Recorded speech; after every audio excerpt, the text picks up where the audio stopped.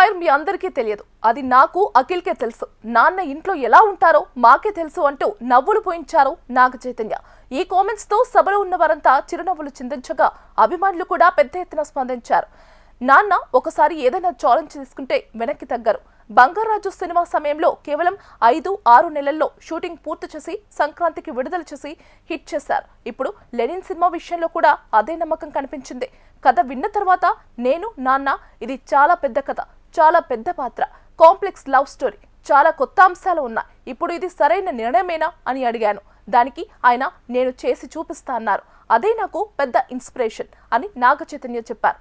అంతేకాదు నాన్న కెరీర్లో ఇలాంటి ధైర్యమైన నిర్ణయాల వల్లే శివ, గీతాంజలి, అన్నమయ్య, నిన్నే పెళ్లాడతా వంటి చిరస్మరణీయ చిత్రాలు వచ్చాయి. ఆ ధైర్యమే నాకు ఎప్పుడూ స్ఫూర్తి అంటూ తండ్రిపై తన అభిమానాన్ని చాటుకున్నారు. నాగ చైతన్య చేసిన ఈ వ్యాఖ్యలు ప్రస్తుతం సోషల్ మీడియాలో వైరల్ అవుతున్నాయి. తండ్రిపై ఆయన వ్యక్తం చేసిన గౌరవం, నమ్మకం అభిమానులను విశేషంగా ఆకట్టుకుంటున్నాయి. సక్సెస్ ఈవెంట్ లో నిర్మాత నాగవంశీ, దర్శకుడు కిషోర్ పై కూడా నాగ చైతన్య ప్రశంసలు కురిపించారు. ప్రేమం సినిమా సమయంలో నాగవంశీ ఎలా ఉండేవాడో నాకు తెలుసు. అప్పట్లో స్టేజ్ పైకి పిలిచిన 2 మాటలు మాట్లాడటానికి చాలా సిగ్గుపడేవాడు. ఇప్పుడు అందరూ చింటూ అన్న అంటూ పిలిచే స్థాయికి వచ్చాడు.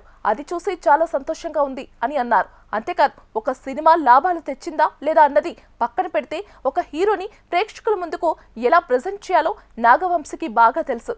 అదే ప్రేమ, అదే నమ్మకాన్ని ఈ సినిమాతో నా తమ్ముడికి కూడా ఇచ్చాడు. Thank you so much Vamsi అంటూ నిర్మాతపై ప్రశంసలు కురిపించారు. దర్శకుడు కిషోర్ ను ఉద్దేశించి కూడా నాగ చైతన్య మాట్లాడారు. సవ్యసాచి సినిమాలో నందు అసిస్టెంట్ డైరెక్టర్ గా పనిచేశాడు. ఇప్పుడు నీ 2వ సినిమాకే సక్సెస్ మీట్ జరుపుకోవడం నాకు చాలా ఆనందంగా ఉంది. నీ ప్రయాణం ఇలాగే విజయవంతంగా కొనసాగాలని కోరుకుంటున్నాను అంటూ చిత్ర బృందానికి శుభాకాంక్షలు తెలిపారు. నాగ చైతన్య చేసిన ఈ వ్యాఖ్యలు నిర్మాత నాగవంశీ, దర్శకుడు కిషోర్ కృషిని ప్రశంసిస్తూ చిత్ర బృందంపై ఆయనకున్న అభిమానాన్ని మరోసారి చాటి చెప్పాయి.